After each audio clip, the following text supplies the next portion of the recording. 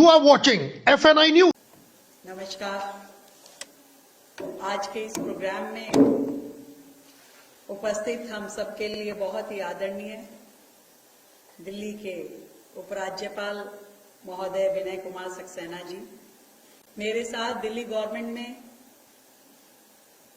Education minister के नाते काम देख रहे आशीष सूद जी, सेक्रेटरी NDMA मनीष भारद्वाज जी, हमारे डिविजनल कमिश्नर नीरज सेमवाल जी, राकेश कुमार जी, मृणाली श्रीवास्तव जी, कविता रेड्डी जी, विदिता रेड्डी जी, राजेंद्र जी, जिनके इनिशिएटिव पे आज हम सब यहाँ इकट्ठे हुए हैं, हेमंत कुमार जी और स्प्रिंगडेल स्कूल की पूरी मैनेजमेंट टीम, प्रिंसिपल महोदय और सभी प्यारे बच्चों।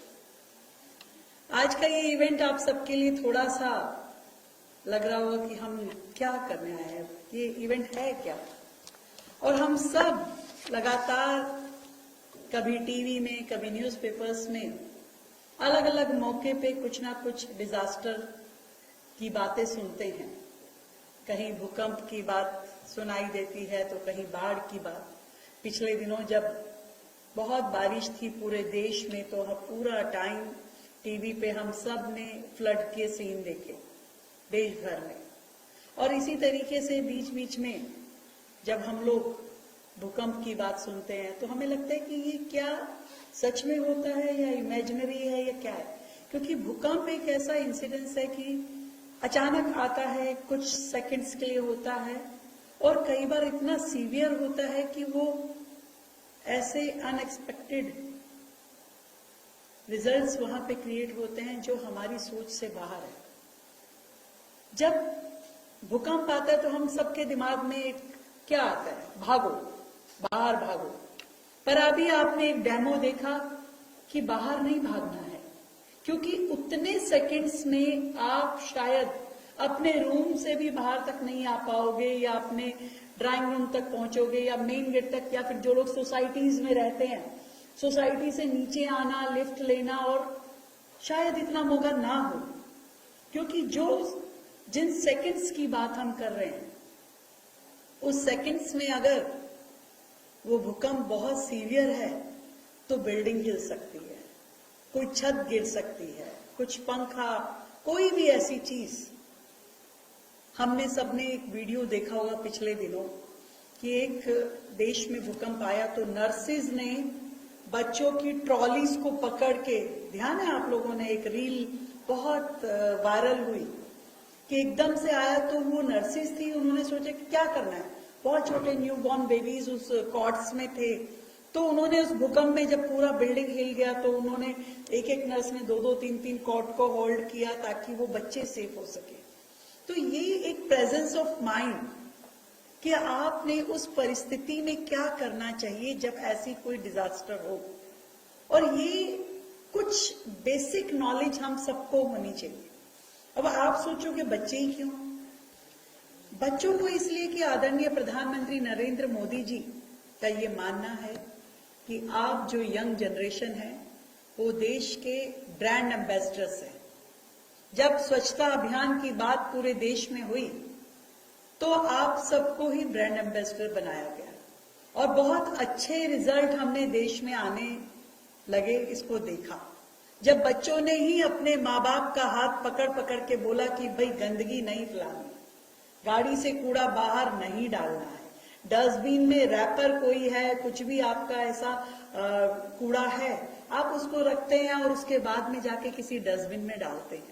ये एक नेचर जो डेवलप करना शुरू हुए वो आपके अंदर आई, सबसे पहले हमारे बच्चों में, बच्चों से पेरेंट्स में आई, अपने एल्डर वन में आई, और फिर धीरे धीरे ये सोसाइटी का कल्चर बनना शुरू हुआ। उस मौके पे हमने देखा कि हमारे ये जो यंगस्टर्स हैं they are the best brand ambassador of sanitation.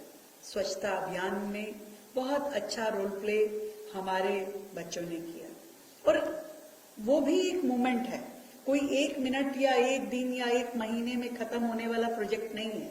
ये एक लगातार चलने वाला प्रोसेस है जिसे हमें हर वक्त अपनी नेचर का पार्ट बनाना है, अपना देश साफ रखना है, अपना शहर सुंदर बनाना है और अपना स्कूल भी, हर जगह जहां हम है, ये रिस्पॉन्सिबिलिटी इनबिल्ट हमारे सिस्टम में लगातार सेंस ऑफ रिस्पॉन्सिबिलिटी के नाते चलती रहनी चाहिए। और इसीलिए जब भी हम जहां भी देखें, खुद भी ध्यान रखें और हमारे साथ में जितने लोग हैं उन्हें भी रोकते और टोकते रहें कि नहीं, गंदगी नहीं मचानी। शायद 2 बार आपका दोस्त, आपकी सहेली आपको कहे बस आपको तो एक ही चीज आता है, पर तीसरे पर उसे समझ में आएगा कि आप बिल्कुल भी गंदगी को बर्दाश्त नहीं करेंगे। ये एक तरीके का गलत काम है, इनडिसिप्लिन है जो कोई गंदगी बचाता है। इसीलिए डिजास्टर की जब बात हो रही थी कि पूरे देश को आपदाओं के लिए तैयार करना है, डिजास्टर मैनेजमेंट के लिए रेडी करना है, तो उसकी शुरुआत कहां से हो? तो उसकी शुरुआत हमारे स्कूल प्रेमिसेस से हो, जहां पे लाखों बच्चे पढ़ते हैं।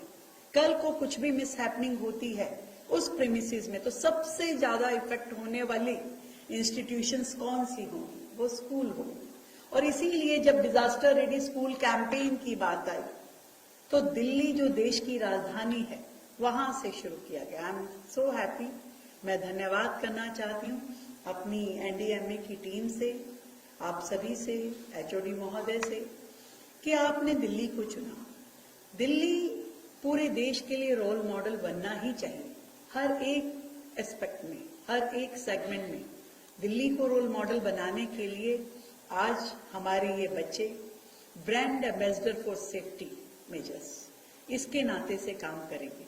तो ये जो 2 दिन का कैंपेन आपके स्कूल में चलेगा, छोटी छोटी बातें कहीं आपके जहन में, आपके दिमाग में एक स्टोरेज होती है ना, जैसे लैपटॉप की या आपके इक्विपमेंट्स की, ऐसा स्टोर करके रखना है कि जीवन में कभी भी ऐसा कोई हादसा हो, ऐसा मौका हो तो क्या करना है। आग लगे तो क्या करना होता है, भूकंप आए तो क्या करना होता है, ऐसे हर चीज। अभी हम रोज कोई ना कोई इंसिडेंस ऐसा सुनते हैं कि बिल्डिंग में आग लगी और लोग छत की ओर भागे। अब छत की ओर भागे तो छत का तो एक ही विकेट गेट है। आप ऊपर चले गए और पता चला नीचे सीढ़ियों से आग फैल गई तो आप तो नीचे नहीं उतर पाए। मैंने खुद अपनी आंखों से वो इंसिडेंट्स देखा जब आग लगी घर में, सीढ़ियां पूरी तरीके से आग में लिपट गई और लोगों ने अंदर दम घुटने की वजह से डेथ हो गई। लोगों को बाहर निकलने का रास्ता नहीं मिला। और आजकल के जो बिल्डिंग का प्लान है या जो बिल्डिंग का स्ट्रक्चर बना था उसमें कोई बाहर निकलने का रास्ता नहीं था। लोगों ने छज्जों से कूदने पे लोग मजबूर हुए। अभी जो आशीष सूद जी ने बात की कि हमारी स्कूल की बिल्डिंग भी इस तरीके से प्लान होनी चाहिए।